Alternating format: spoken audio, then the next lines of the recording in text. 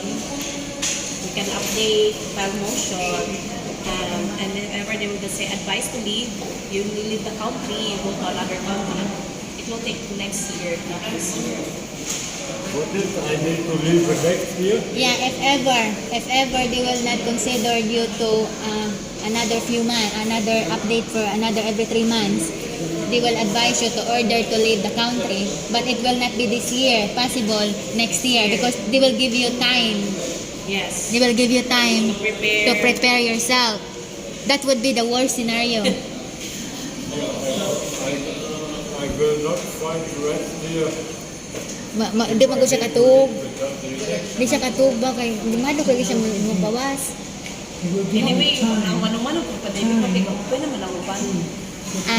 Nag-okay na kayo Switzerland? Nag-okay naman. Dili niya, wa mo ko siya pamilya ng kantuan ha. Wa siya pamilya ng kantuan. Ang iya pong concern kay basin kabalikon siya din sa gikan sa Germany. Pwede ra mo ko siya sa Malaysia o sa Hong Kong no. Kaya igo basta maka-exit lang kaya nalay tata-exit sa Philippines. Sige lang. Dili Kung gyud ka gusto to, dapat yan ako gusto siya ko. Malaysian ka to, mga Asian company, Asian company. kay sabi kung wala pa pandemic, pwede ra mo ko siya magikan og buntag, mabalik siya hapon. Oo. Igura siya mo tungtong sa airport sa laing. Oh. Hopefully, kaya nag-pinainin ang vaccine po. Wa ba?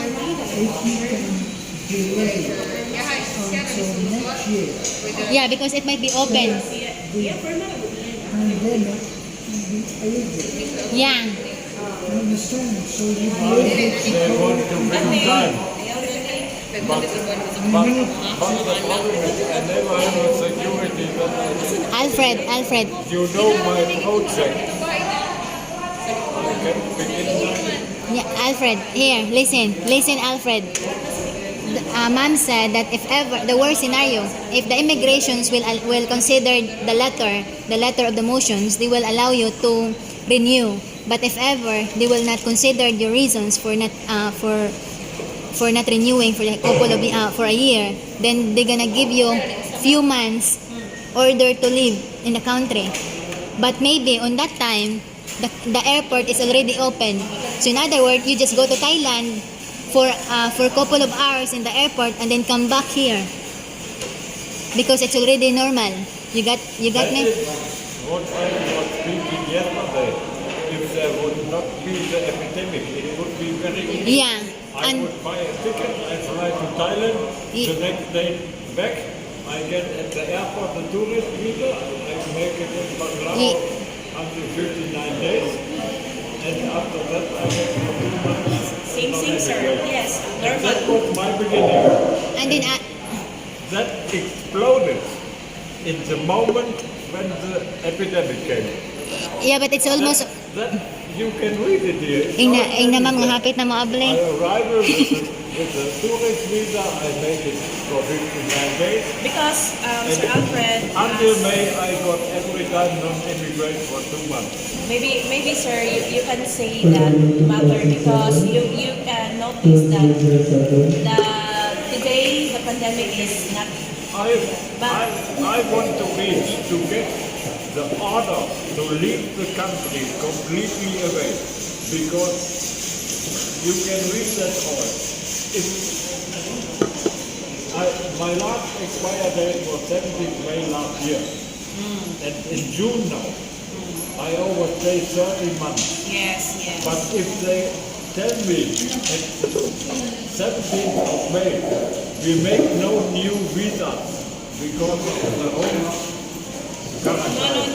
You need to get the last paper of the visa, you have not to worry, all is okay. And if they make only 2 months, no visa, I overstay normal only 11 months. They cannot punish me now that I overstay 1 year if they make a few months no visa. You can read it here all. I was Explain ko German nga sa kasi pwede naman magla yung process nila siya. Kaya mama mo na yung concern na dapat And the second problem is I did not get a new passport when I came again here to Yes. Sakhilaran. Normally, They sir. told me we cannot make your expire date is not 6 months for. Regarding on your explanation, sir, that you But with the epidemic, there was no possibility to come to Manila, Because Gaday. to the embassy for a new passport. It's Sige. all the result of the epidemic. You can read that. I'm working the whole time. Yes, at sir. the visa. Regarding on your explanation, Sir Alfred, like you didn't renew because you cannot ask somebody. But here in Philippines, it's okay. We will be the one to transact your renewal. So that's why they said to us, it's not, we cannot say it's, you cannot go there because you have no time. But here in Philippines, it's okay. You can ask somebody, please renew my visa to update. It's not valid, your reason. What should I do? That's why we need to... When I came the next time, they tell me we cannot make, you need first. Ang iya magong passport anak ma'am kay But needed for mo whole mo siya world, Manila. there was no possibility to come to the Ang iya government. passport anak. Ang iyang passport expired. O mao nang wala na rin yung kay expired. Mao needed siya bato Manila niya. O niya kay lockdown ang Manila, lockdown dire wala biyahe mo pud nga wala siya kakuan. Okay, regarding on At the any explanation, time, you could travel to Manila, but not back. O niya to the pag open na mahadlok pud siya moadto kay basin ma-lockdown siya dito. sige. So, we will include your explanation regarding on your stamping of passport, your renewal in the motion. No, you They're going to in the motions of in the letter they're going to include about your passport explanation situation. So Alfred, you know, I can do nothing. Before I have not the security that I can stay here. Without the idea, maybe next year I need to leave. So, that's why, sir, the first thing we need to do What now, I can make, and you need to read inside. The We first have a thing- great problem. I'm not alone. I have a girlfriend. She's pregnant now. The baby is coming in November. You know, and I shall leave the country now. anyway, Sir Alfred, And you know, Sir Alfred, God, I pregnant just, woman, Sir Alfred, that's who's gaday? trouble the whole time for the visa. Sir Alfred, no? Sir Alfred, we just need to update first your problem with the visa. Then we will think about the another. Alfred, one step at a time. One step. We need to... For the family, there is never security. 13 out of 16. Yang yang kundi walay security. ang Ang yan pag ang update ba wag yapon siya, di yapon siya katug. Maguna-una nga possible mo leave siya, di mo siya kakuan. Possible mugawa siya pa-orderan siya to leave. Muna yung gusto nga assurance nga kanang ay kabalak ka. paano Mo na yung gusto.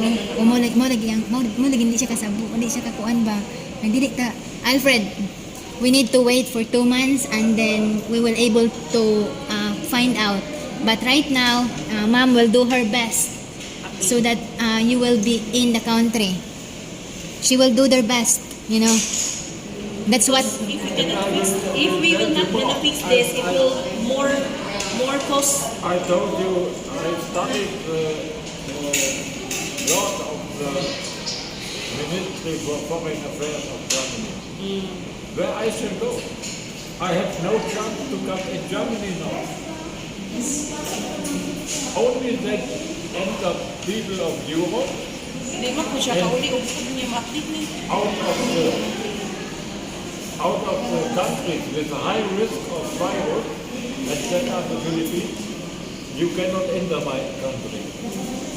Basta kay Only persons with Di po siya special, kagawa sa Philippines, hindi niya ma-update ni. only malagi na explain na siya. Ang yan ang gusto siya nga kanang nay matag na assurance mga ako buhato na mo lagi ang gusto mo gusto niya madungog bisa mo sa ulag explain. conditions. Out of this country, Sir, we'll just wait if for you have a the... family there, you can enter. But I have nobody. I'm alone. My family is completely dead. I'm the last of my friends are all dead between. I'm living. I left Germany 9 years ago. Pulos magpatay ang I mga was kailan living ito 7 years in gawas. Thailand before. So, regarding Sir And the Alfred, last point, it's a financial problem. My income is very small, my pension. In Germany, I could only rent a hotel, and there you pay 4,000 pesos one day. It's not possible. And Sir the problem Alfred, is, in Germany, I need to go to the social office that I get support of the state for my life. I never get support here. My girlfriend with the baby. I cannot save the money only for a flight back to the Philippines. The family would be stuck for every time. The child never would see my person, the so, father. Sir Alfred, we'll just wait for the motion, ha? And What all day? other countries allow. We'll just wait. You cannot come in. We will just wait for the, what they call the commissioner's decision. You just need to fix first your problem with your passport. Number one, we need to fix first this. Then we wait for the decision. And if ever what is the decision, we're gonna I apply. think the important is that the immigration know the reason that I was active the whole time for a visa. Okay, yes sir, And yes the sir. problem is the epidemic. Oh yes sir, yes sir. Without the epidemic, I would never have a problem today. Okay. Ma'am, i-explain ko sa iya nga, even if order to leave ang ikuan sa ang result, worst scenario nga magbayad ra siya penalty, di gid siya ingon nga diretso na siya pagtuon kay mo na And yung the problem nahadlukan. with my baby and my girlfriend is near about the money. If ever sir, they will say you are advised to leave the country, you will just gonna pay for the penalty. Oh, mamaka na. I cannot Yeah, understand. because ga ma'am nga You pwede need to know I have a problem with the ears, and second, the English language I learned is only si kanang simple nga English mo masabtan niya. If they will say you will leave the country, you will just pay penalty.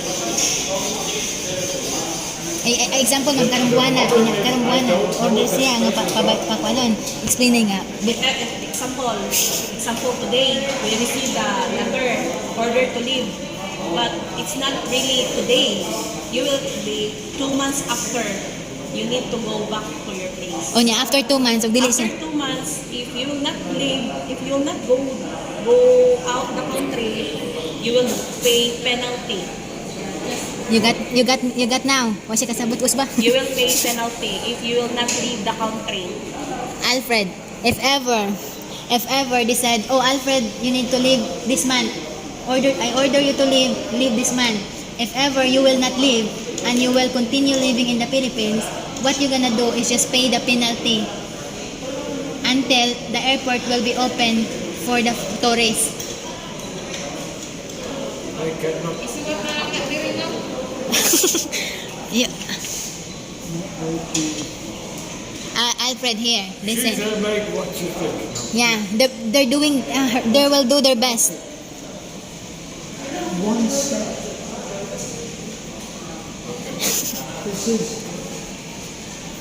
This is what he is saying. One step